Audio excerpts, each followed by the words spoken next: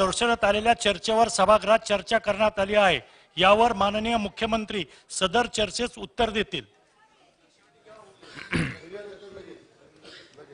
अध्यक्ष महोदय, अवकाळी पाऊस, अतिवृष्टी, गारपीट, दुष्काळ या विषयावर अल्पकालीन चर्चेमध्ये भाग घेतलेल्या अध्यक्ष येत आहेत सदस्यांची यादी मी या ठिकाणी वाचतो।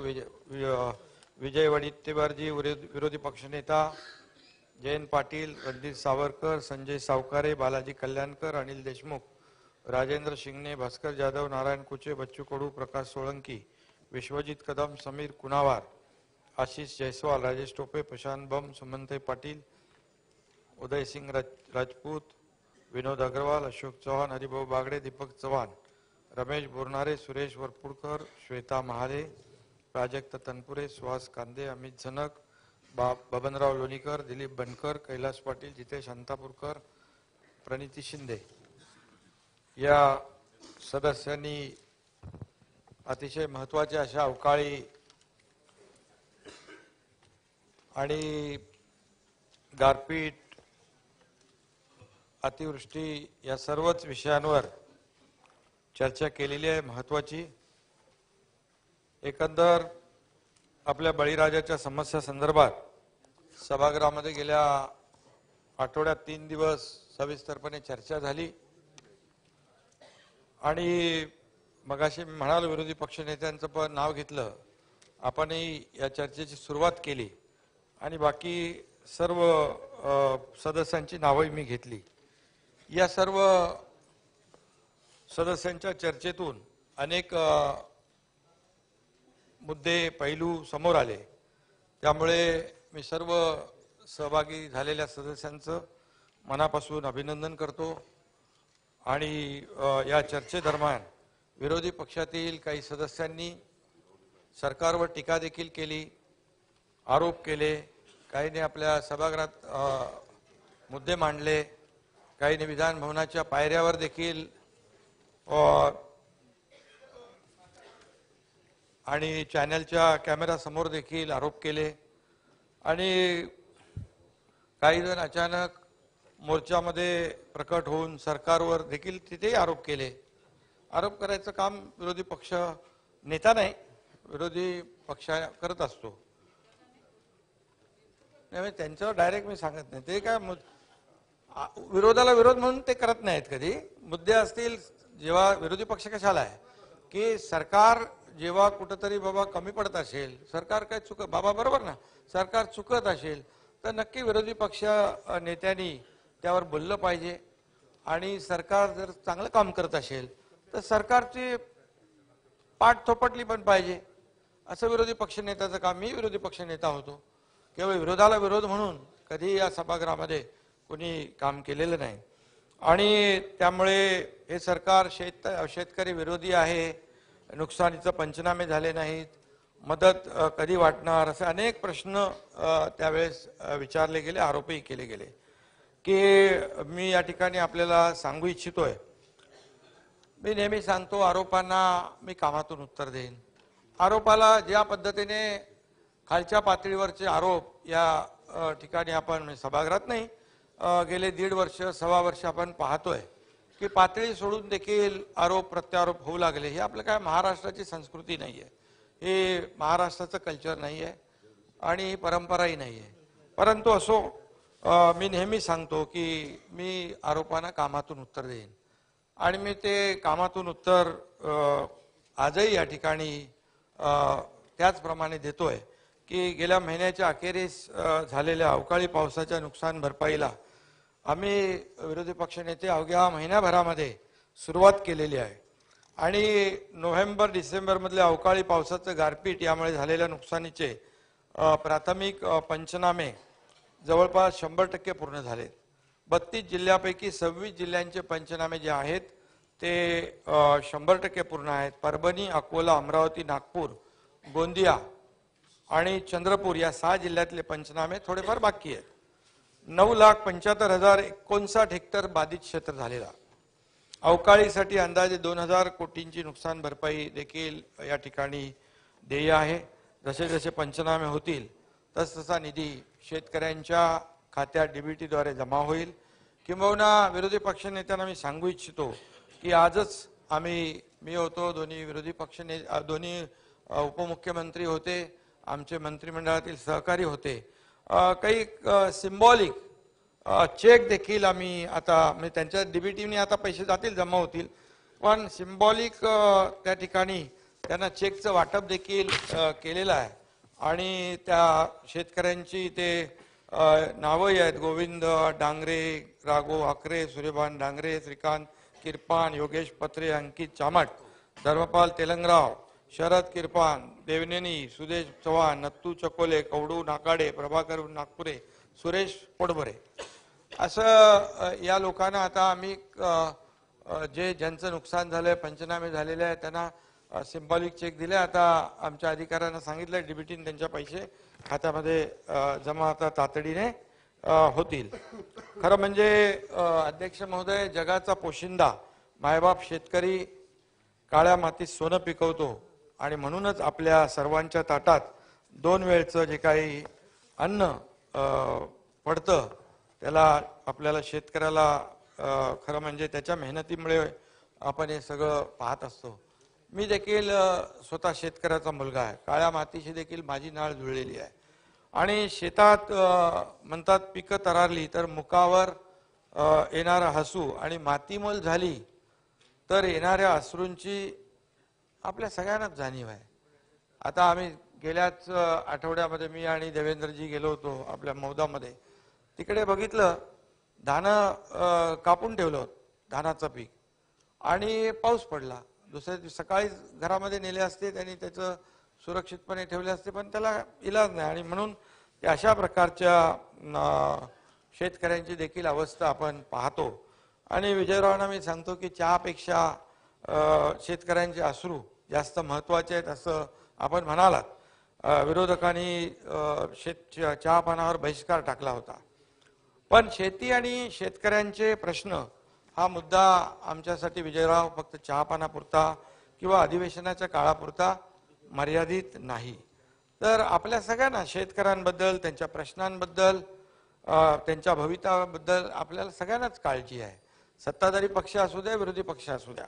आणि म्हणूनच गेल्या 1.5 वर्षामध्ये विविध योजनांच्या माध्यमातून अध्यक्ष महोदय आम्ही आपल्या सरकारने बळीराजाला तब्बल 44,278 कोटी रुपयांची मदत केलेली आहे गेल्या 1.5 वर्षामध्ये. त्याचा तपशील मी पुढे सांगणार आहे, परंतु आजवरची ही सर्वाधिक आणि विक्रमी मदत आहे, मी हे खात्रीने या ठिकाणी सांगू इच्छितो.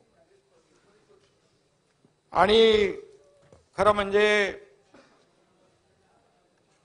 संकटात सापडलेल्या शेतकऱ्यांना मदत करणं हे सरकारचं कर्तव्य तर आहेच, पण त्याचबरोबर शेतकऱ्यांना सरकारकडे मदत मागावी लागू नये अशी परिस्थिती निर्माण करणं ही देखील आपल्या सरकारची जबाबदारी आहे. एवढ्या वर्षामध्ये आपण अशी परिस्थिती निर्माण करू शकलो नाही, ही वस्तुस्थिती आहे. त्यामुळे संकटात सापडलेल्या शेतकऱ्यांना सरकार मदत करतं. त्यामध्ये आपण आम्ही काहीतरी मोठं केलंय असं म्हणण्याचं कारण नाही, तसं मी म्हणणारही नाही.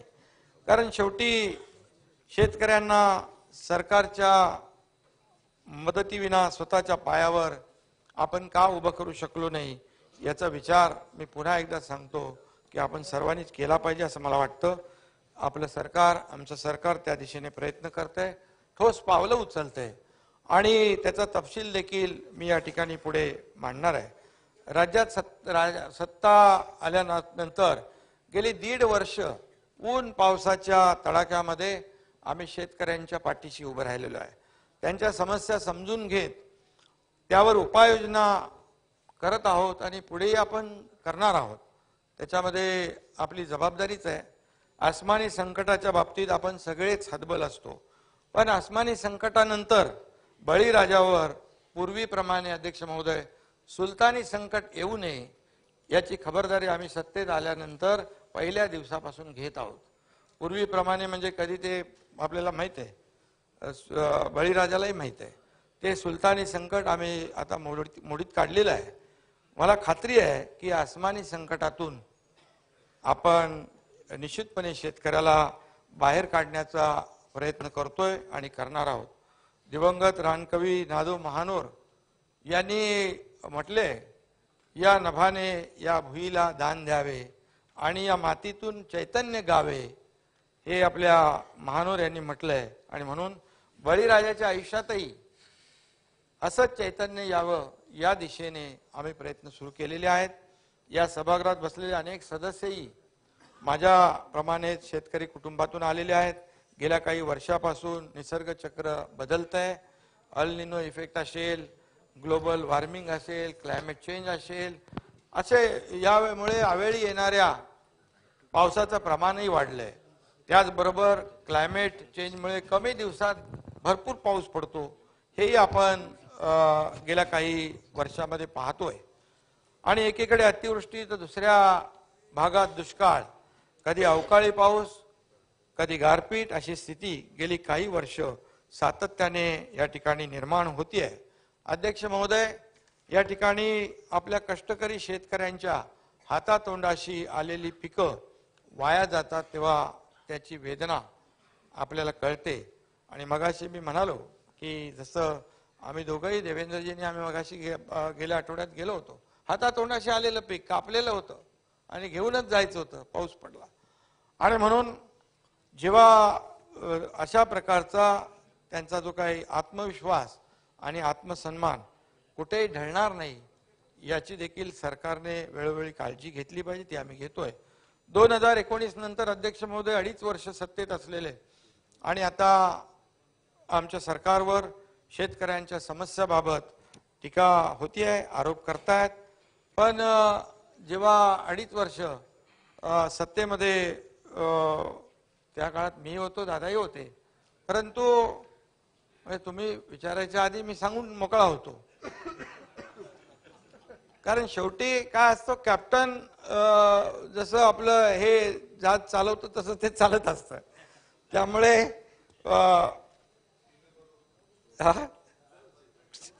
त्यामुळे या ठिकाणी आरोप करताना आत्मपरीक्षण देखील होणं आवश्यक आहे, आत्मचिंतन देखील आवश्यक आहे. गेल्या सरकारपेक्षा निम्म्या कालावधीमध्ये अध्यक्ष महोदय आम्ही कितीतरी पटीने अधिक मदत शेतकऱ्यांना दिली आहे. त्याचा तपशील देखील या ठिकाणी समोर मी मांडणार आहे. आधीच्या सत्ताधाऱ्यांप्रमाणे घोषणा करून फक्त शेतकऱ्यांना पोकळ आश्वासनं किंवा त्यांच्या तोंडाला पानं पुसण्याचं काम आम्ही केलेलं नाही. शेतकऱ्यांच्या खात्यात पैसे जमा करून त्यांचे अश्रू पुसण्याचं काम आम्ही केलेलं आहे. हे मी या ठिकाणी छातीटोकपणे सांगू इच्छितो. 30 जून 22 रोजी आमचं महायुती सरकार सत्तेत आलं आणि अवघ्या काही दिवसातच जोरदार पाऊस आणि काही भागात अतिवृष्टीसारखी परिस्थिती निर्माण झाली.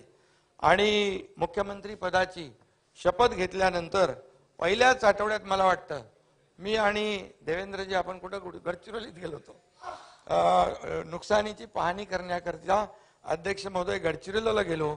आणि त्या संपूर्ण कालावधीमध्ये मी सातत्याने, आम्ही सगळेजण बाधित जिल्ह्याच्या जिल्हाधिकाऱ्यांशी संपर्कात होतो.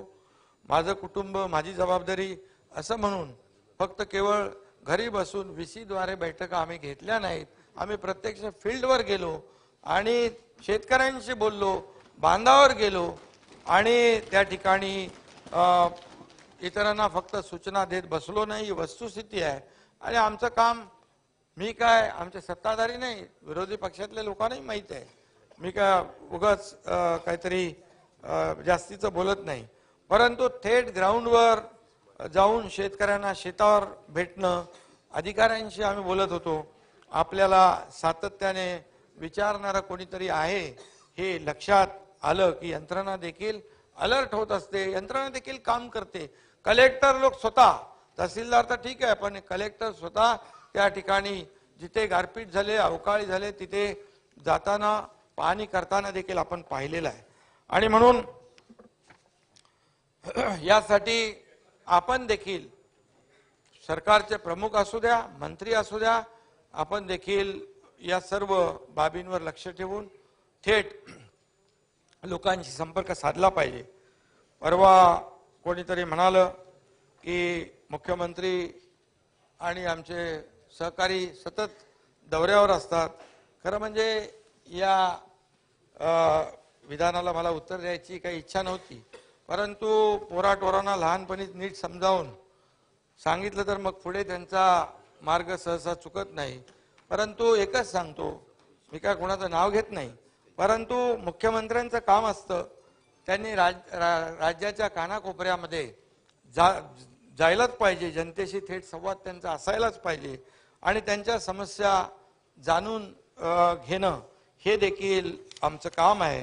म्हणजे लंडन दौऱ्यापेक्षा राज्यातल्या कानाकोपऱ्यात गेलेलं केव्हाही चांगलं असतं आणि म्हणून जे कोरोना काळात आपल्या मतदारसंघातही न फिरकणाऱ्यांना मला काही जास्ती महत्त्व द्यायचं नाही आहे, परंतु ज्यांनी माझ्यावर दौऱ्यावर टीका केली त्यांच्या मतदारसंघात देखील अध्यक्ष महोदय कोरोना काळामध्ये कोविड काळामध्ये लोकांना धान्य वाटप आणि इतर जे काही वाटप करण्याचं कामही आपण केलेलं आहे. हे मुद्दाम मी या ठिकाणी सांगू इच्छितो आणि केलेलं सांगायचं नसतं, परंतु जेव्हा काही असा आरोप प्रत्यारोप होतात तेव्हा नाईलाज म्हणून बोलावं लागतं. हे दिलेलं एका हाताने दिलेलं दुसऱ्या हाताला कळता कामा नये, अशा प्रकारची माझी वृत्ती आहे. परंतु काही गोष्टी ज्या आहेत या तुम्हालाही समजल्या पाहिजेत म्हणून मी बोलतोय. नाही, अवकाळ हे का आला ना शेतकरी परत थोडा रेफरन्स ऐका बोलू द्या. शेतकरी अडचणीत असताना नाना भाऊ आम्ही कधी घरात नाही बसलो. प्रत्येक वेळी नानाला माहित आहे, प्रत्येक वेळी आम्ही बांधावर गेलोय, शेतात गेलोय आणि त्यांची परिस्थिती समजून घेतली आहे, त्यांना मदतही केलेली आहे. अधिवेशनाच्या काळात देखील अवकाळी झाल्यानंतर देखील आम्ही दौरे केले आणि शेतकऱ्यांसाठी हे सरकार जे आहे हे सातत्याने प्रयत्न करत आहे, संकटमोचक म्हणून काम करणार आहे. आणि म्हणून यंदाही काही ठिकाणी दुष्काळी परिस्थिती आहे, तर काही ठिकाणी अवकाळी पावसामुळे शेतकरी हैराण झाला आहे. राज्यात सरासरीच्या 90% असमान पाऊस झाल्यामुळे या ठिकाणी पाण्याचं संकट निर्माण झालंय. दुष्काळ जाहीर करण्यात राज्य सरकारने दिरंगाई केली असा बिनबुडाचा आरोप देखील विरोधकांकडून झालाय. परंतु तुमच्या माहितीसाठी सांगतो, केंद्राच्या पथकाने नुकतीच आपण दुष्काळग्रस्त जाहीर केलेल्या तालुक्यांना देखील भेटी देऊन पाहणी केलेली आहे आणि यापूर्वी देखील आपण सत्तेत होतात. तुम्हाला माहित आहे की केंद्राने दिलेल्या मुदतीमध्ये प्रस्ताव पाठवला तरच केंद्राचं पथक येतं आणि पाहणी करतं. ज्या अर्थी केंद्रानं पथक पाठवलं याचा अर्थ मुदतीमध्ये दुष्काळ जाहीर केला हे उघड आहे आणि म्हणूनच त्यामुळे इथून पुढे तरी अंधारामध्ये अशा प्रकारचे बाण मारण्याचे आरोप होऊ नये एवढीच अपेक्षा आहे. आणि अध्यक्ष महोदय, या 40 तालुक्यातल्या शेतकऱ्यांना 2587 कोटी इतक्या रकमेची मदत देण्याबाबत केंद्र सरकारला देखील मागणीचं पत्र दिलेलं आहे आणि त्यावर केंद्राने IMCT इंटर मिनिस्ट्रियल कोऑर्डिनेशनल टीम पाठवली. त्यापैकी 15 पैकी 9 जिल्ह्यांना भेटी देखील दिलेल्या आहेत आणि शासनाच्या संबंधित वरिष्ठ अधिकाऱ्यांची त्यांच्याशी बैठकही झाली. ही मदत लवकर प्राप्त करून घेण्याबाबत केंद्रीय गृहमंत्री अमित शाह यांच्याकडे देखील एक बैठक होईल. त्यामुळे लवकरात लवकर केंद्राकडून निधी मिळेल असा विश्वास देखील मला आहे. केंद्राच्या निकषात न बसलेल्या परंतु कमी पाऊस झालेल्या 1021 महसूल मंडळांमध्ये दुष्काळ सदृश परिस्थिती जाहीर करण्यात आलेली आहे. या मंडळांमधील शेतकऱ्यांच्या कर्जांचं पुनर्गठन, चालू वीज बिलात 33% सूट, विद्यार्थ्यांच्या परीक्षा शुल्कात माफी आदी सर्व उपाययोजना या ठिकाणी सरकारच्या वतीने करण्यात येत आहेत. त्याचबरोबर रोजगार हमीच्या निकषांमध्ये देखील काही प्रमाणामध्ये शिथिलता देण्यासह 8 वेगवेगळ्या सवलती लागू केल्या आहेत. नुकसानग्रस्त शेतकऱ्यांना दिलासा देण्याकरता आम्ही NDRFच्या दरात दुप्पट दरानं शेतकऱ्यांना मदत देण्याचा निर्णय घेतला होता. त्यावेळेस 2 हेक्टरच्या ऐवजी ती मर्यादा 3 हेक्टर केली. जिरायतीसाठी 13,600 रुपये, बागायतीसाठी 27,000 रुपये व बहुवार्षिक पिकांसाठी 36,000 रुपये हे प्रति हेक्टर या दराने भरपाई देखील दिली आपण. एनडीआरएफने आता दर काही प्रमाणात वाढवलेत, तरीही त्यांच्यापेक्षा अधिक दराने वाढीव नुकसान भरपाई आपण देणार आहोत.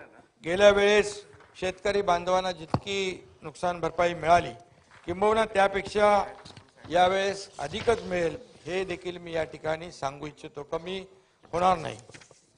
या नुकसानीकरता सध्याच्या एसडीआरएफच्या दराने मदत द्यायची झाल्यास अंदाजे अध्यक्ष महोदय 1175 कोटी इतका खर्च आला असता. मात्र राज्य शासनानं वाढीव दरानं मदतीचा निर्णय घेतलेला आहे व हेक्टरी मर्यादा वाढवल्यामुळे 1851 कोटींचा लाभ आपण शेतकऱ्यांना देतोय. 1851 कोटी, 1175 लागला असता 1851 कोटी.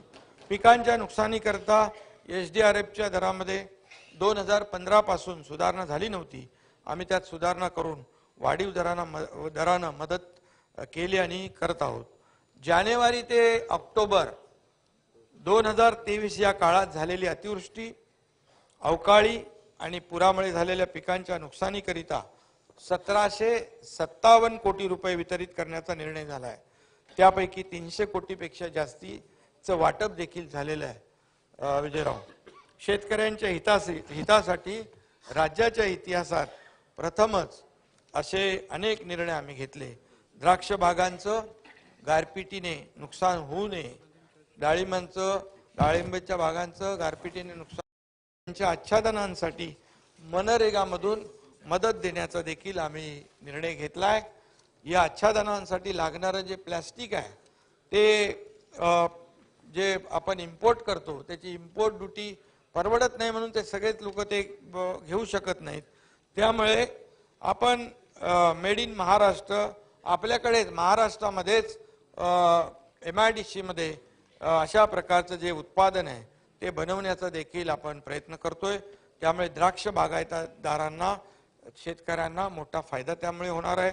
अवकाळीमुळे शेतकऱ्यांचं संपूर्ण जे द्राक्ष बागांचं स्ट्रक्चर डॅमेज होतं त्याला पुन्हा उभं करण्यासाठी मदत यावेळेस आपण करतोय.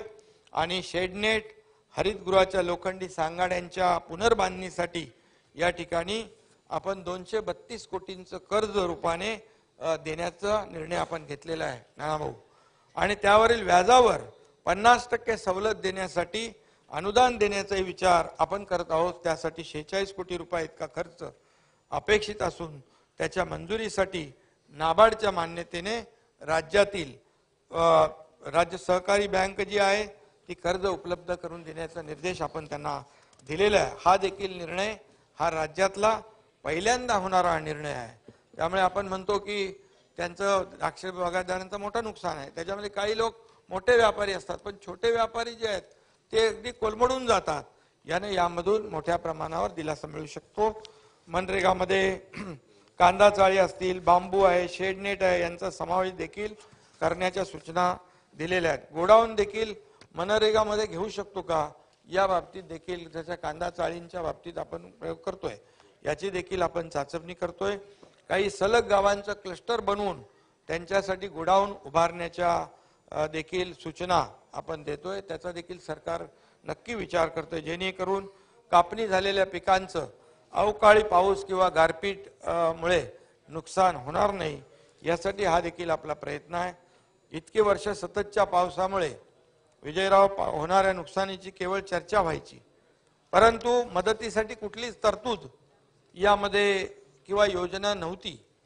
परंतु केंद्राचा 24 तासात 65 मिलीमीटर पावसाचा निकष होता तो आम्ही बदलला. विशेष बाब म्हणून सततच्या पावसामुळे होणाऱ्या नुकसानीकरिता सुरुवातीला 755 कोटी रुपये 59 लाख आणि नंतर 1500 कोटी रुपये आपण मंजूर केले सततच्या पावसाच्या नुकसानीपोटी. अशा रीतीने सुमारे 36 लाख शेतकऱ्यांना 2255 कोटी 69 लाख इतका निधी आपण मंजूर केला. यंदाचा दुष्काळ आणि अवकाळीची मदत 4438 कोटी रुपये इतकी आहे. अशा रीतीने मदत व पुनर्वसन विभागाच्या माध्यमातून एकूण मदत निधी 14891 कोटी रुपये इतका आहे. शेतकऱ्यांकरता नमो शेतकरी महासन्मान निधी योजना यावर्षी आपल्या सरकारने सुरू केला.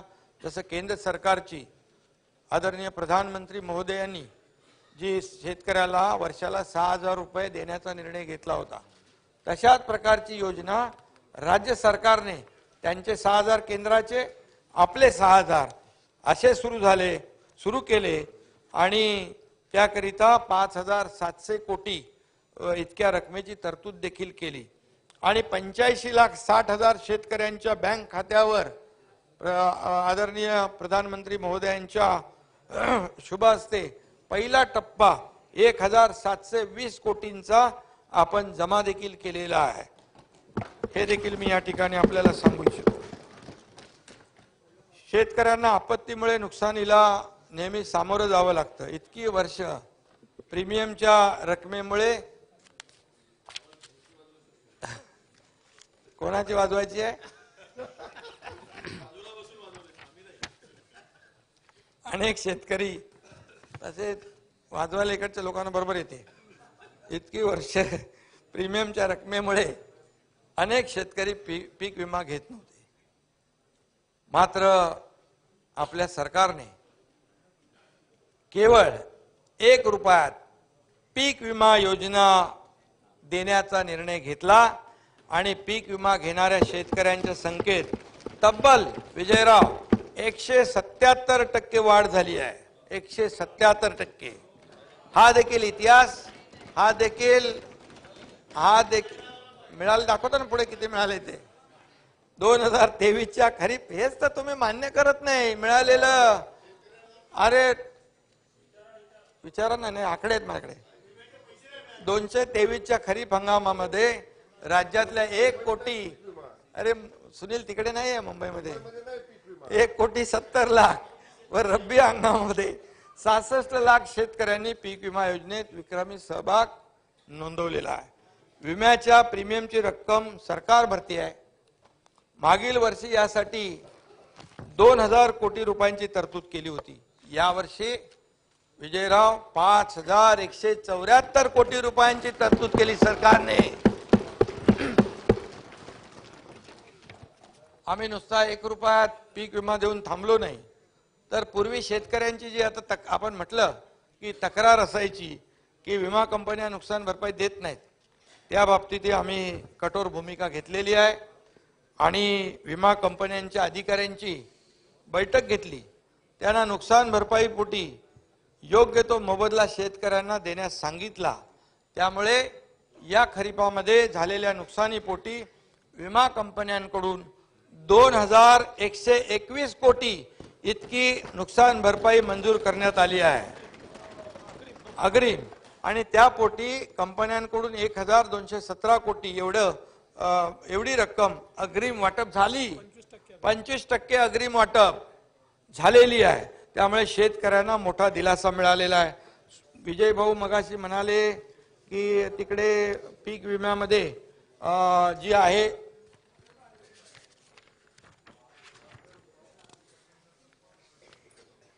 ते कुठलं नाव सांगितलं ना तुम्ही, राठोडचं,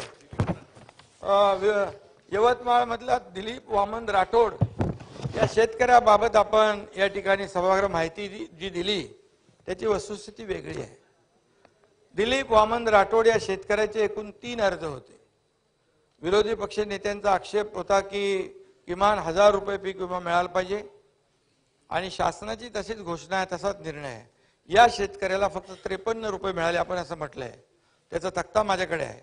त्यामध्ये त्याच्या अन्य एकूण ही जी रक्कम आहे त्याच्या एका खात्यातली आहे, पण त्याच्या अन्य 5 खात्यात मिळून या शेतकऱ्याच्या खात्यावर 1,583 रुपये इतका पीक विमा मिळालेला आहे. त्याला त्याचे 1,583, तुम्ही 53 रुपये म्हणाले ना, तर 1,583 रुपये मिळालेत.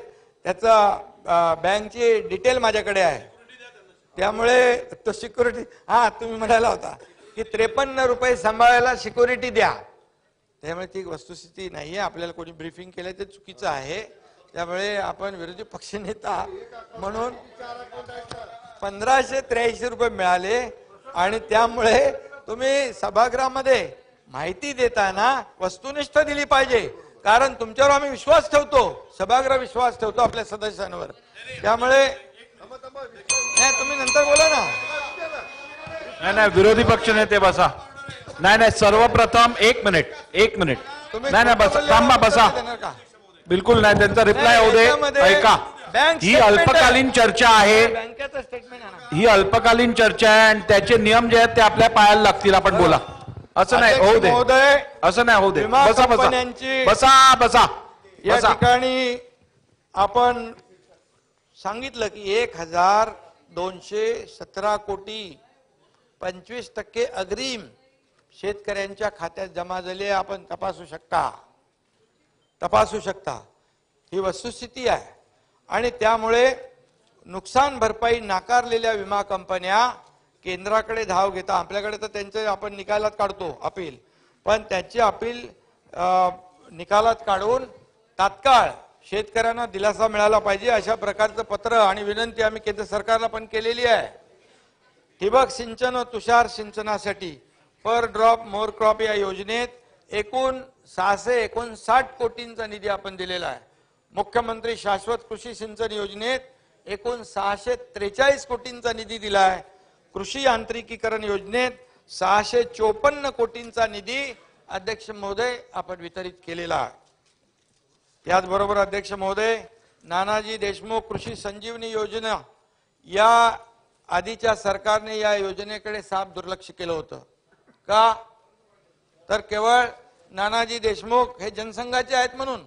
अरे योजना ज्या आहेत त्या शेतकऱ्यांसाठी आहेत, शेतकऱ्यांच्या हितासाठी आहे. याच्यात कुठं राजकारण करायचं. आणि म्हणून एवढंच सांगतो, शेतकऱ्यांच्या हितासाठी कोणी काहीतरी. अशोकराव तुम्ही पण, तुम्हाला लागलं का तिकडचं.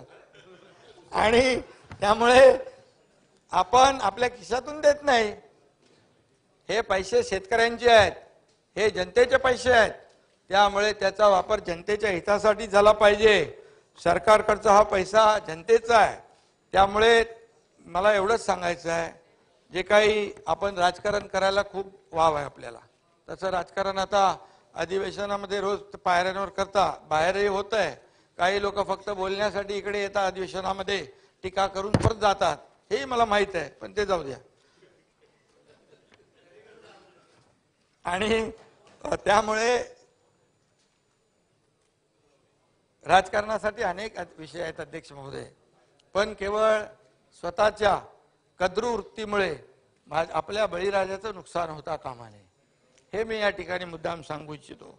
आणि ज्या वेळेस तो बळीराजा जेव्हा प्रश्न विचारेल तेव्हा पळताबोळी सगळ्यांची थोडी होईल, हा देखील विचार आपल्याला करण्याची आवश्यकता आहे. आम्ही नानाजी देशमुख कृषी संजीवनी योजनेला आता पुन्हा गती दिलेली आहे. पहिल्या टप्प्यातील 4,000 कोटी रुपयांचा निधी वाढवून आता 5,469 कोटी रुपये एवढा केला आहे.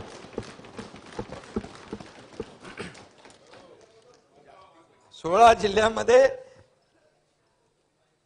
ही योजना राबवण्यात येते. दुसऱ्या टप्प्यासाठी जयंतराव चाललंय 6,000 कोटी रुपये खर्च येणार असून, तुम्ही सभागृहात नसला की मजा येत नाही आहे तेच म्हणून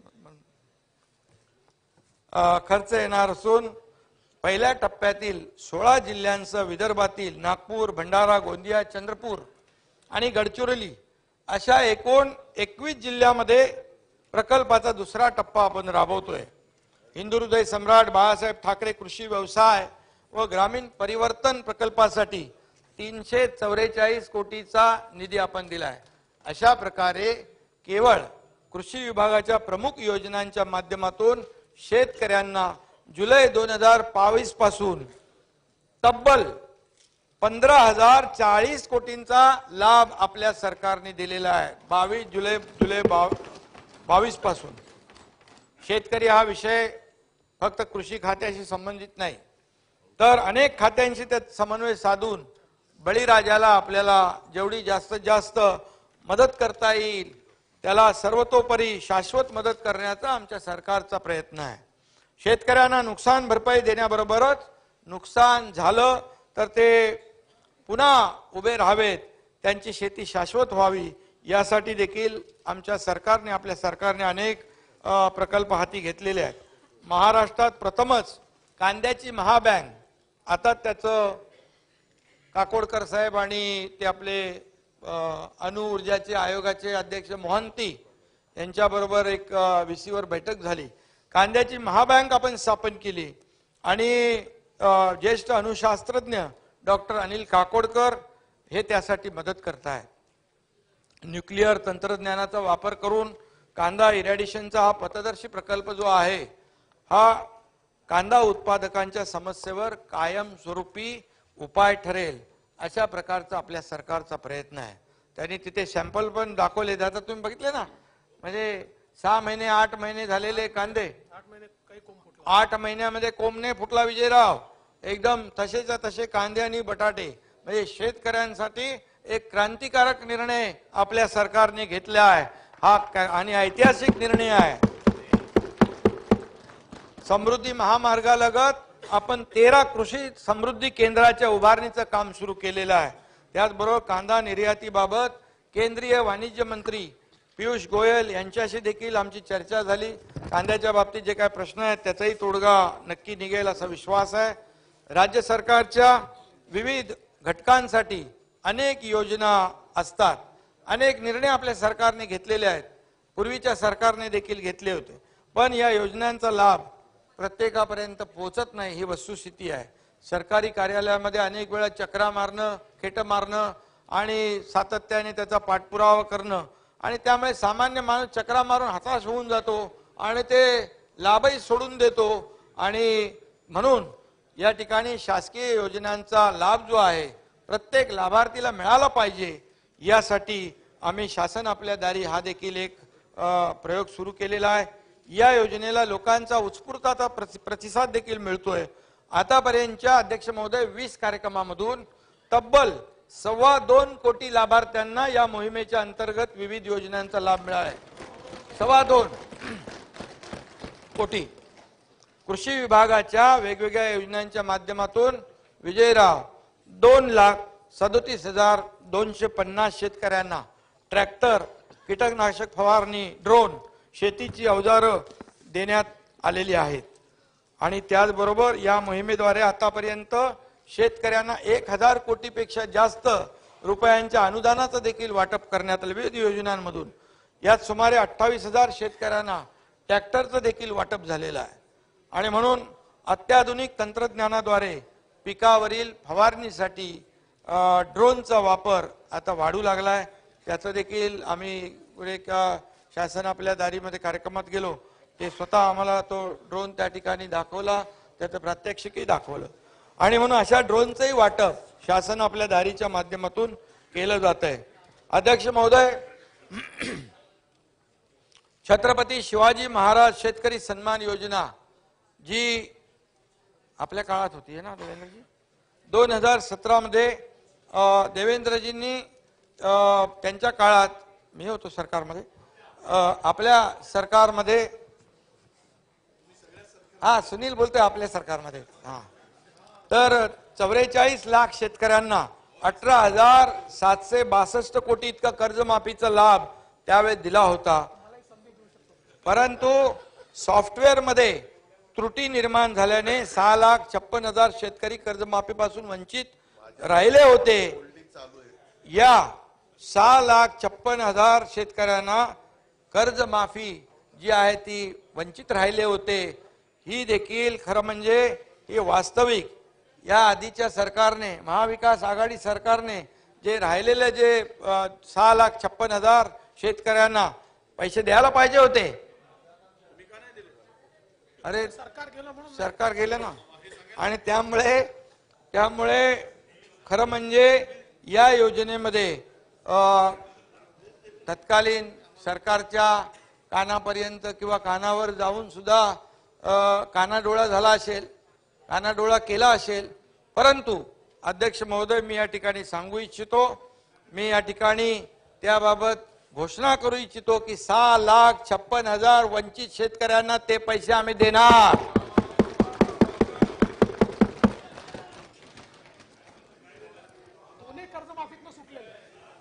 वास्तविक या आधीच्या सरकारने 2.5 वर्षाच्या काळात ती जबाबदारी घ्यायला पाहिजे होती, परंतु तुमच्या काळात मी माहिती घेतली डीबीटी पोर्टल बंद होते, युबीटीच्या काळात डीबीटी बंद होते.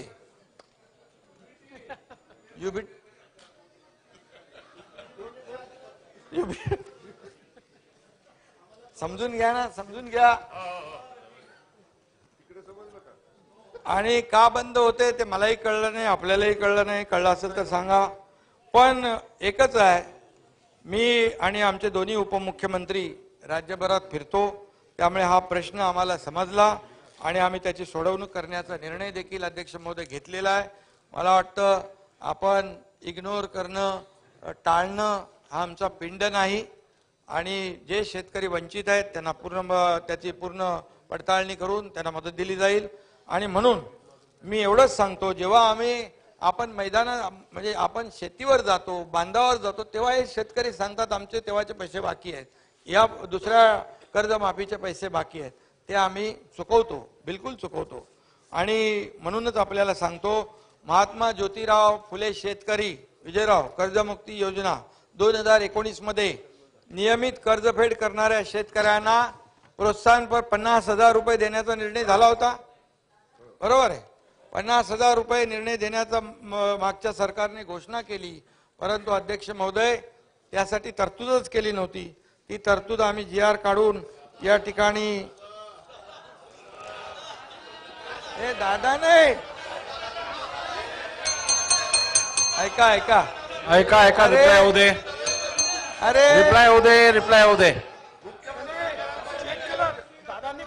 रिप्लाय होऊ दे. नाही, ऐका ऐका मला हो, माहिती त्यांचं आहे, ऐका, सगळं स्पष्टीकरण मिळणार. दादांनी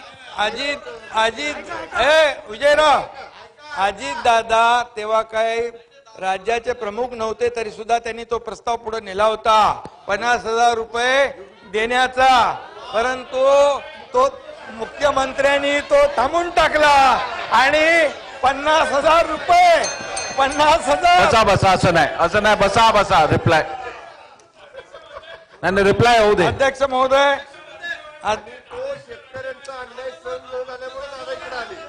आणि म्हणून दादा कधी अन्याय सहन करत नाही, ते आपण सगळ्यांनी बघितलं. आता चला पुढे. अरे बाबा जयंतराव दादानी तो प्रस्ताव पुढे नेला होता, परंतु शेवटी कोणाच्या हातात असतं, त्यामुळे त्यांना शेतकऱ्यांचा अन्याय सहन नाही झाला म्हणून तिकडे आले.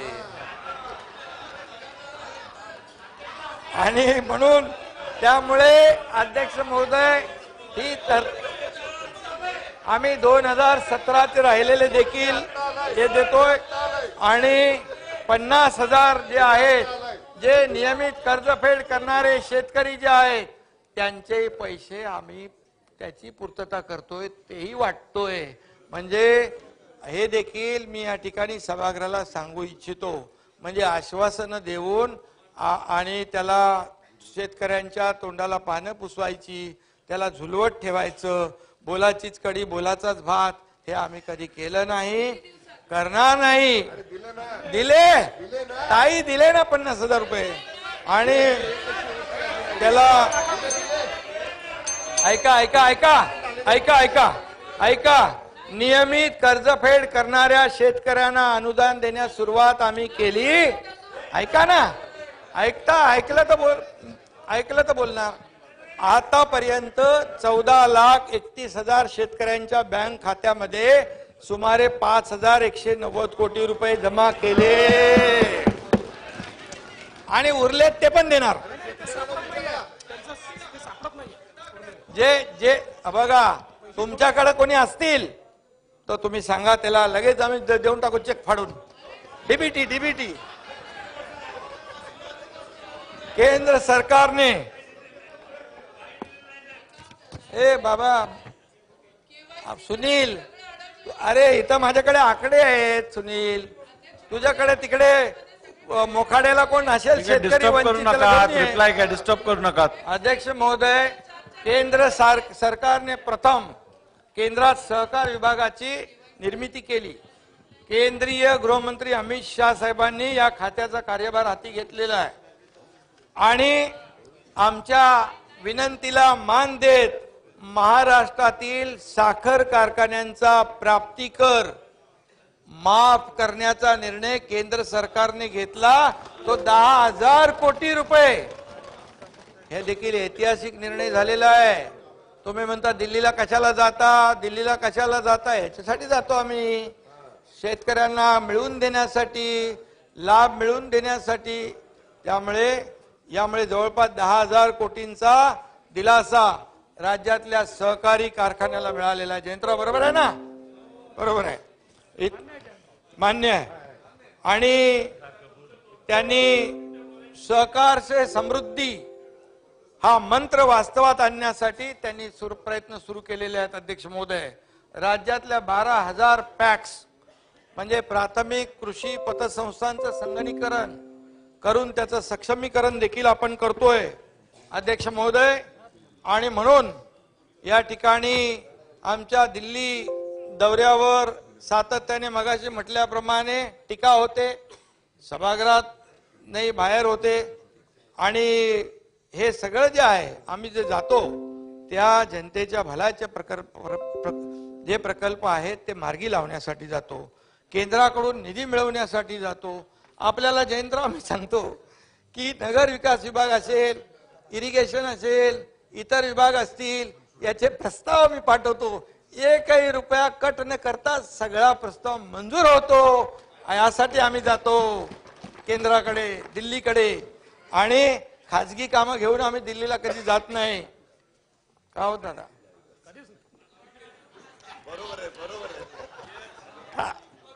अजित दादा आणि अशोकराव चव्हाण इकडे आहेत. तुम्हाला बाहेर बसून बंद दाराआड चर्चा आम्ही करत नाही.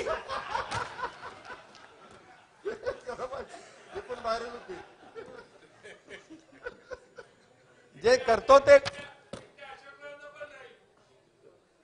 अरे बाबा कसं आहे, आता ते जाऊ दे, ते गुप्त बाब आहे. आणि ती आता इथे सांगणं बरोबर नाही ना, सांगायची ना.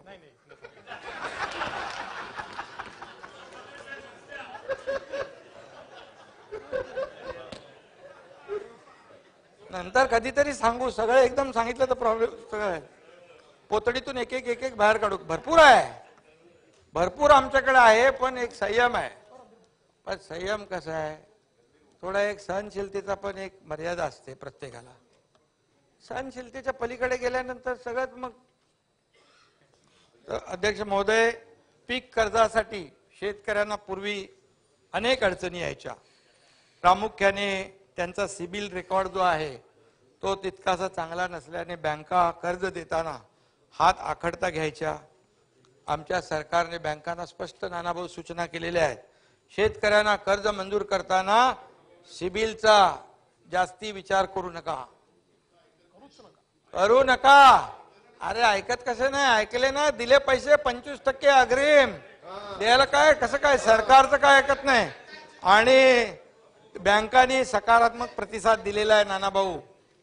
2021 मध्ये कर्ज वाटपाचं जे प्रमाण 73% होतं ते आता 85% पर्यंत गेलेलं आहे आपल्या सरकारच्या याच्यामध्ये. त्यामुळे 2023च्या खरीप हंगामामध्ये अध्यक्ष महोदय सप्टेंबर अखेर 41,221 कोटी रुपयांचं कर्ज वाटप झालंय. दिले नसते तर कसं झालं सर नानाभाऊ? रब्बी हंगामासाठी देखील 3,55,000 शेतकऱ्यांना 3,516 कोटीचं पीक कर्ज वाटप सुरू केलंय. बँकांनी 64% टार्गेट पूर्ण केलेलं आहे. उर्वरित देखील पूर्ण करतील. माहिती घ्या, आकडे मी जे बोललो तर चॅलेंज करा. अध्यक्ष महोदय, 3 लाखापर्यंत पीक कर्जाची संपूर्ण परतफेड केली तर शेतकऱ्यास 3% व्याज सवलत अनुदान दिलं जातं. अध्यक्ष महोदय, या वर्षासाठी 72 कोटी खर्च यासाठी करण्यात येणार आहे. अटल अर्थसहाय्य योजनेस मुदतवाढ आम्ही दिलेली आहे. 428 प्रस्तावांना कर्ज आणि अनुदान देणार आहोत. त्यासाठी 72 कोटी 42 लाख रुपयांच्या निधीला मान्यता या ठिकाणी दिली आहे. बुलढाणा, परळी वैजनाथ, नांदेड, सोयगाव येथे शासकीय कृषी महाविद्यालय स्थापन करण्याचा निर्णय आपल्या सरकारने घेतला आहे. नागपूर येथे शेती व कृषी उद्योग आणि कृषी संलग्न उद्योगासाठी आंतरराष्ट्रीय कृषी सुविधा केंद्र या ठिकाणी स्थापन करण्याचा देखील आमच्या सरकारने निर्णय घेतलेला आहे. त्याचबरोबर अध्यक्ष महोदय, मागच्या यापूर्वीच्या सरकारने 2.5 वर्षामध्ये सिंचन प्रकल्पांना सुधारित प्रशासकीय मान्यता देताना हात आखडता घेतला होता. हाताच्या सुप्रमाला आपण किती सुप्रमा देतो, म्हणजे आपली पॉलिसी पॅरालिसिस झालं होतं. आपल्या सरकारने, आमच्या शासनाने 1.5 वर्षात 65 प्रकल्पांना तब्बल 66,000 कोटींच्या सुधारित प्रशासकीय मान्यता दिल्यामुळे सिंचन प्रकल्प जे आहेत मार्गी लागतायत आणि त्यामुळे सिंचनाचा उर्वरित अनुशेष जो आहे केवळ अमरावती विभागात आहे, तो या सुधारित प्रशासकीय मान्यता मिळाल्यामुळे पूर्णपणे भरून निघेल. यामुळे जे आम्ही 65 प्रकल्प, विविध प्रकल्पांना सुधारित प्रशासकीय मान्यता दिली, त्यामुळे 10 लाख हेक्टर क्षेत्र ओलिताखाली येणार आहे. 10 लाख हेक्टर क्षेत्र, 10 लाख हा शेतकऱ्यांना मदतीचा मोठा भाग आहे. यामुळे राज्याच्या रब्बीच्या क्षेत्रातही वाढ होईल आणि अन्नधान्य उत्पादनातही वाढ होईल. प्रधानमंत्री कृषी सिंचाई योजनेअंतर्गत अध्यक्ष महोदय, मार्च 2023 अखेर 10 प्रकल्प जे आहेत ते पूर्ण झालेत. जून 2025 पर्यंत उर्वरित 17 प्रकल्प पूर्ण होतील आणि यासाठी 2,990 कोटी रुपयाची तरतूद सरकारने केलेली आहे. अध्यक्ष महोदय, सगळ्यात महत्वाचं म्हणजे मराठवाडा वॉटर ग्रीड सारखा महत्वाकांक्षी आणि अत्यंत महत्वाचा प्रकल्प मागच्या सरकारने केवळ द्वेषापोटी भासणात गुंडाळून ठेवला, तो रद्द केला. त्या प्रकल्पाचं देखील आम्ही दोघंच होतो त्यावेळेस, आपण शपथविधी घेतली तेव्हा कॅबिनेटला, मला वाटतं पहिल्याच दिवशी केला आपण, आणि या प्रकल्पाचं पुनरुज्जीवन करण्याचा निर्णय आम्ही घेतला, आमच्या सरकारने घेतला. या योजनेसाठी देखील केंद्राने अर्थसहाय्य करावं यासाठी आम्ही आदरणीय प्रधानमंत्री महोदयांना विनंती केली आहे आणि त्याचा पाठपुरावा आम्ही करतोय. नक्की खात्री आहे की आम्हाला यामध्ये यश येईल.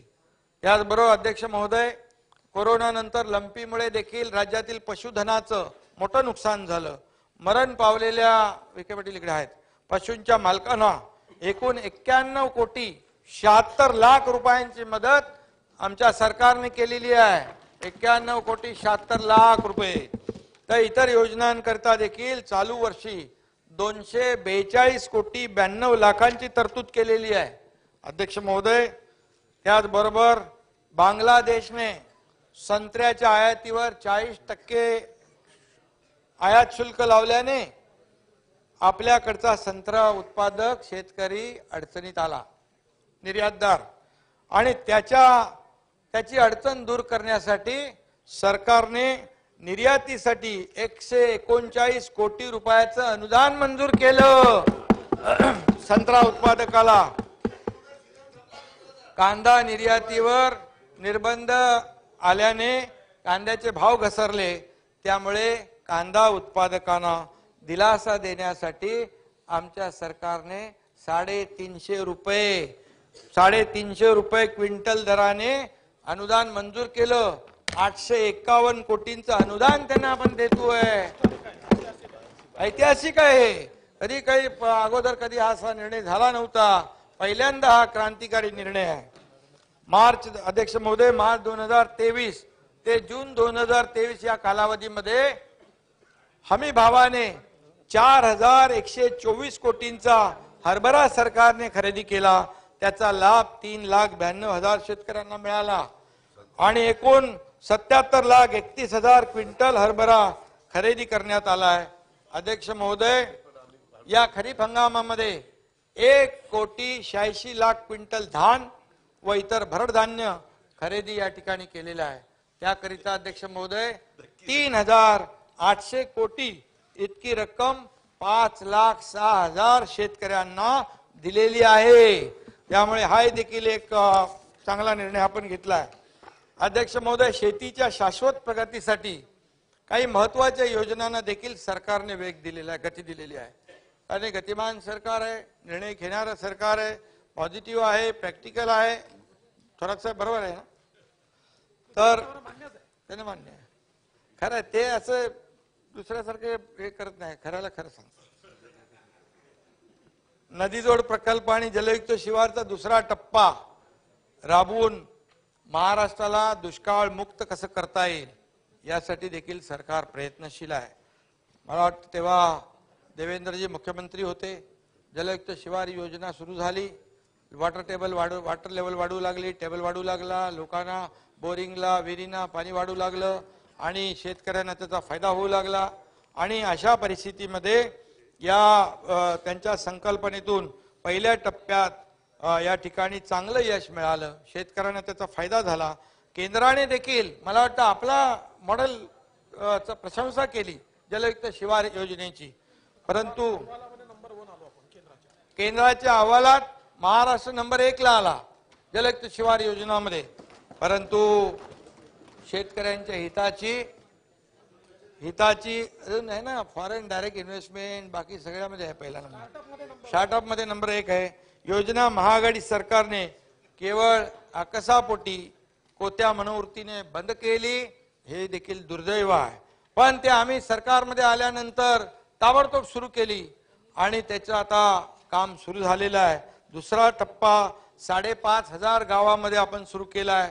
4,500 कोटी खर्चून 1,57,142 कामं आपण हाती घेतलेली आहेत. यंदाच्या वर्षासाठी 545 कोटीची तरतूदही केली आहे. परवाच गेल्याच आठवड्यात आर्ट ऑफ लिव्हिंगच्या संस्थेबरोबर आपले श्री रविशंकर यांच्याबरोबर सामंजस्य करार देखील या ठिकाणी केला. ते 24 जिल्ह्यामध्ये काम करणार आहेत. मालगुजारी तलाव ते साठी मराठवाडा आणि विदर्भ मिळून 2,398 तलावांची दुरुस्ती आणि पुनरुज्जीवन जे आहे ते देखील त्या माध्यमातून केलं जाणार आहे. जलयुक्त शिवार योजनेसाठी नाना पाटेकर आणि ते अनासपुरे नाम फाउंडेशन देखील काम करत आहे. आमिर खानचं पाणी फाउंडेशन देखील काम करत आहे आणि दुसऱ्या टप्प्यासाठी आम्ही त्यांची नक्की मदत घेऊ. आणि या ठिकाणी मी आवर्जून सांगतो, ठाण्यामध्ये देखील एक 88 वर्षाचे आनंद भागवत आहेत. ते आजही जिल्ह्यामध्ये खेड्यापाड्यात वाड्या वस्त्यांवर या ठिकाणी वसुंधरा संस्थेच्या माध्यमातून एवढं वय असताना देखील आज ते जे काम करतायत त्यांच्या माध्यमातून देखील जलसंवर्धन, बंधारे, जल चळवळ यामध्ये ते सहभागी होत आहेत. शासन म्हणून आम्ही अशा संस्थांना पूर्ण मदत करू. शेवटी शेतकऱ्यांसाठी ते करतायत. आणि म्हणून अध्यक्ष महोदय, दमनगंगा पिंजाळ, कोकण ते गोदावरी खोरे, कोकण ते तापी खोरे, वैनगंगा, नळगंगा, तापी महाकाय पुनर्भरण असे अनेक नदीजोड प्रकल्प देखील आहेत. ते सरकार त्याच्यावर देखील काम करते आणि भविष्यामध्ये त्यामुळे महाराष्ट्र दुष्काळ मुक्त होण्यासाठी मोठी मदत होईल. अध्यक्ष महोदय, गोपीनाथ मुंडे अपघात विमा योजनेच्या पूर्वीच्या सरकारमध्ये ती जवळपास बंदच झाली होती, ती पुन्हा सुरू केली आणि 120 कोटींची तरतूद त्यासाठी केलेली आहे. आणि विम्यावरून ते आपण अनुदानावर आणलेली आहे. हा देखील बदल आपण केलेला आहे आणि आतापर्यंत त्यांना 35 कोटीचा लाभही दिलेला आहे. आणि त्याचबरोबर जे अध्यक्ष महोदय, आदरणीय प्रधानमंत्री महोदयांचं जे आहे मिलेट इयर, मिलेटला प्रोत्साहन देण्याच्या संदर्भात मिलेटची व्हॅल्यू चेन विकसित करण्यासाठी 200 कोटींची देखील आपल्या सरकारने तरतूद केलेली आहे. विद्यार्थ्यांच्या माध्यान्ह पोषण आहारामध्ये मिलेटचा समावेश करण्याचा देखील विचार आहे. हळद संशोधन व प्रशिक्षण जे केंद्र आहे हिंगोली जिल्ह्यामध्ये, हिंदू हृदय सम्राट बाळासाहेब ठाकरे हळद संशोधन केंद्रासाठी यावर्षी 11 कोटी निधी दिला आहे. गेल्या वर्षी 10 कोटी निधी दिला होता. आतापर्यंत 9 कोटी 63 लाख खर्च झाला आहे. हे देखील या ठिकाणी मी आपल्याला सांगू इच्छितो. उमरखेड, धिवरवाडी, तळेगाव, इसारवाडी, चांदूर बाजार अशा 5 ठिकाणी या सिट्रस इस्टेट उभारण्यात येत आहेत. रोगमुक्त व दर्जेदार संत्र्याचं उत्पादन या ठिकाणी घेण्यात येईल आणि त्यासाठी नक्कीच याचा फायदा होईल. अध्यक्ष महोदय, मागेल त्याला शेततळचा विस्तार आपण करतोय. मागे त्याला फळबाग, मागेल त्याला ठिबक सिंचन आणि मागेल त्याला शेततळ्याचे अस्तरीकरण आणि मागेल त्याला आधुनिक पेरणी यंत्र, कॉटन श्रेडर, त्यासाठी देखील आपण अध्यक्ष महोदय 1000 कोटी यावर्षी त्याची तरतूद केलेली आहे. 1000 कोटी रुपये शेतकऱ्यांच्या या सर्व कामासाठी आपण देणार आहोत. आणि त्याचबरोबर एकूण 116 कृषी उत्पन्न बाजार समित्यांमध्ये राष्ट्रसंत तुकडोजी महाराज शेतकरी भवन बांधण्यात येणार आहे विजयराव. आणि सध्याच्या शेतकरी भवनांची पण दुरुस्ती केली जाणार आहे आणि यासाठी 132 कोटी 48 लाख रुपये त्यासाठी खर्चाची तरतूद आपण केलेली आहे. याशिवाय भाऊसाहेब फुंडकर फळबाग लागवड योजना, महाराष्ट्र एग्री बिझनेस नेटवर्क, संत्रा प्रक्रिया, काजू फळपीक विकासासाठी बोर्डाची आपण स्थापना केली आहे. कृषी पंप वीज जोडणी, मुख्यमंत्री सौर कृषी वाहिनी, अटल सौर कृषी पंप, उपसा जलसिंचन योजनेत वीज सवलत, वीज मनोरे उभारण्यासाठी जमीन मोबदला आदी योजना प्रभावीरित्या राबवून शेतकऱ्याला आर्थिक स्थैर्य देण्याची देखील आपला देण्याचा प्रयत्न आहे. आपण 50,000 रुपये एकच देतो ना सोलरसाठी. सोलर योजनेसाठी देखील जी नापिकी जमीन आहे ती 50,000 रुपये एकरी विजय भाऊ त्याला भाडं, वार्षिक भाडं म्हणजे वार्षिक भाड्याने आपण 50,000 रुपयांनी घेतो. हेक्टर असेल तर 1.25 लाख रुपये त्या शेतकऱ्याला वर्षाला भाडं मिळणार. ही योजना देखील आपल्या सरकारने चालू केलेली आहे. आणि म्हणून अध्यक्ष महोदय, महाराष्ट्रामध्ये शेतकरी आत्महत्या हा अतिशय गंभीर विषय आहे आणि एकाही शेतकऱ्याने आत्महत्या केली तरी ती खरं म्हणजे आपल्या सगळ्यांसाठी दुःखदच आहे.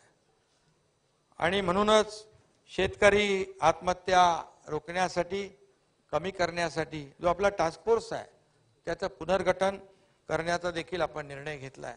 त्याच्यामध्ये जे काही आणखी काही करता येईल, काउन्सिलिंग असेल, काय ज्या तज्ज्ञ लोकांची मदत त्यामध्ये घेता येईल ते देखील आपण या ठिकाणी करणार आहोत. त्याचाही निर्णय आपण घेतलाय. आपल्या शेतीला शाश्वत शेतीकडे कसं नेता येईल, राज्यातील शेती उत्पादन वाढवण्यासाठी काय करता येईल, अवकाळी पाऊस आला किंवा दुष्काळ पडला तर शेतीचं नुकसान होणार नाही असं शेतीचं मॉडेल कसं विकसित करता येईल यासाठी हा टास्क फोर्स काम करेल. आणि मला वाटतं शासनाचा पूर्ण त्यामध्ये एक पाठपुरावा असेल आणि गांभीर्याने शासन त्यासाठी शेतकऱ्यांसाठी काम करेल. त्याबरोबर कृषी पर्यटनाला चालना देऊन अधिकाधिक शेतकऱ्यांना कृषी पर्यटन विकसित करण्यासाठी प्रोत्साहन आणि मार्गदर्शन करण्यासाठी देखील हा टास्क फोर्स काम करेल आणि त्यांना त्यापासून परावृत्त कसं करता येईल यासाठी प्रयत्न करेल. अध्यक्ष महोदय, वसंतराव नाईक शेतकरी स्वावलंबन मिशनला अधिक सक्षम करण्याचाही निर्णय आपल्या सरकारने घेतलेला आहे. सततची नापिकी, कर्जबाजारीपणा, कर्ज परतफेडीचा तगादा, त्यामुळे निर्माण होणारा ताणतणाव जो आहे आदी कारणामुळे शेतकरी आत्महत्या करतो आणि त्यासाठी या विषयावर काम करणारे समुपदेशक असतील, ज्येष्ठ संपादक असतील, निवृत्त पोलीस अधिकारी असतील, कृषी विद्यापीठांचे प्राध्यापक असतील, स्वयंसेवी संस्था असतील, सामाजिक कार्यकर्ते असतील, कीर्तनकार असतील, अशा सर्वांची मदत यामध्ये सरकार घेईल आणि त्यावर प्रभावीपणे अंमलबजावणी करेल. त्याचबरोबर अध्यक्ष महोदय, गेल्या 1.5 वर्षामध्ये दुष्काळ असेल, अतिवृष्टी असेल, अवकाळी असेल, पूर असेल, गारपीट असेल, प्रत्येक आपत्तीत, संकटामध्ये आमचं सरकार शेतकऱ्यांच्या पाठीशी खंबीरपणे उभं राहिलेलं आहे आणि वेळोवेळी मदत दिलेली आहे. कोणी आतापर्यंत झाली नसेल एवढी विक्रमी मदत आपण करतोय. आणि अध्यक्ष महोदय, मगाशी मी म्हटलं की तब्बल 44,000 कोटी रुपये आमचं सरकार कृषी क्षेत्रासाठी आणि शेतकऱ्यांना सक्षम करण्यासाठी खर्च करणार आहे. 44,000 कोटी सगळं तुम्हाला देतो डिटेल. जुलै 2022 पासून म्हणजे गेल्या फक्त 18 महिन्यात शेतकऱ्यांसाठी जो भरीव निधी खर्च करीत आहोत तो बघा मी आपल्याला सांगतो. जयंतराव, मदत पुनर्वसन विभागाच्या माध्यमातून 14,891 कोटी रुपये, कृषी विभागाच्या माध्यमातून 15,040 कोटी रुपये, सहकार विभागातून 5,190 कोटी रुपये, पणनमधून 5,114 कोटी रुपये, अन्न व नागरी पुरवठा 3,800 कोटी रुपये, पशुसंवर्धन 243 कोटी रुपये, अशा रीतीने तब्बल 44,000 कोटींपेक्षा जास्त खर्च आम्ही शेतकऱ्यांसाठी करतोय. त्याला मी काय पॅकेज वगैरे म्हणणार नाही, कारण ही आमची जबाबदारी आहे. कारण शेतकरी हा मायबाप आहे, आपल्या अर्थव्यवस्थेचा कणा आहे, तो अन्नदाता आहे. आम्ही कुठेही गेलो तरी नेहमी सांगतो, देवाकडे गेलो, कुठे दर्शनाला गेलो, बळीराजावरचं संकट दूर कर, बळीराजाला चांगले दिवस येऊ दे, बळीराजाच्या आयुष्यामध्ये त्याच्या जीवनामध्ये सुख समृद्धी आनंद येऊ दे, असंच मागत असतो आम्ही. आणि म्हणून अध्यक्ष महोदय, या ठिकाणी कृषी क्षेत्राचा विकास जर वाढवण्यासाठी यापेक्षाही जास्त निधी लागला विजय भाऊ, तरी सुद्धा त्याची तरतूद केली जाईल. त्याची कुठेही हात आखडता घेतला जाणार नाही.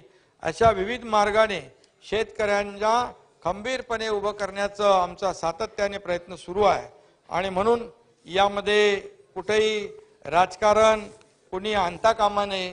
आपण सगळेजण सत्ताधारी आणि विरोधी पक्ष मिळून एकत्र येऊन शेतकऱ्यांचं घर सावरूया, त्याच्यामध्ये आत्मविश्वास निर्माण करूया आणि तो त्याच्यामध्ये त्याला उभं करण्याचं काम करूया. शेतकरी बांधवांनाही माझी विनंती आहे अध्यक्ष महोदय, धीर सोडू नका, खचून जाऊ नका. शासन सदैव तुमच्या पाठीशी उभा आहे, तुमच्या सोबत आहे. आत्महत्या करून आपल्या पोराबाळांना, आपल्या कुटुंबाला वाऱ्यावर सोडू नका. मी यापूर्वी असं निवेदन विनंती केली होती.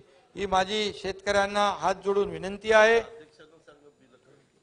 ज्येष्ठ कवी इंद्रजित भालेराव यांनी म्हटलंय, अध्यक्ष महोदय, शेतामध्ये माझी खोप, तिला बोराटीची झाप, तिथं राबतो कष्टतो माझा शेतकरी बाप.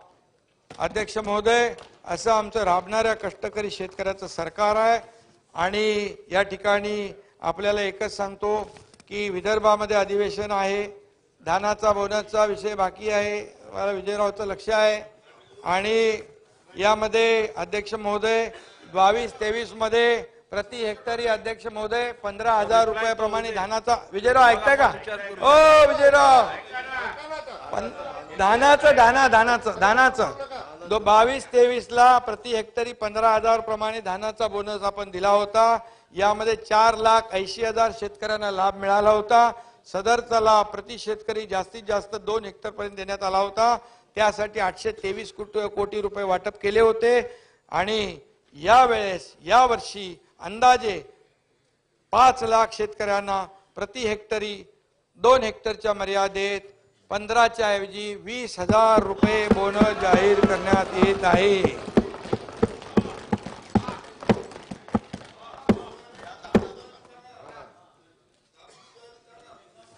त्यामुळे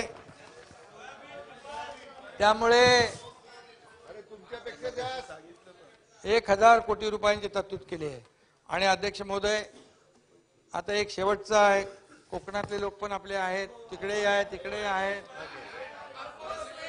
कोकणामधले विशिष्ट परिस्थिती व आव्हाने विचारात घेता या पूर्ण क्षेत्राचा एकत्रित विकास होणं गरजेचं आहे. अध्यक्ष महोदय, त्याकरिता संपूर्ण क्षेत्राचं नियोजन केल्यास सिंचन, उद्योग, पर्यटन, मत्स्यव्यवसाय, बंदरे विकास व दळणवळण अशा क्षेत्रांचा एकात्मिक विकास प्रभावीपणे होऊ शकतो.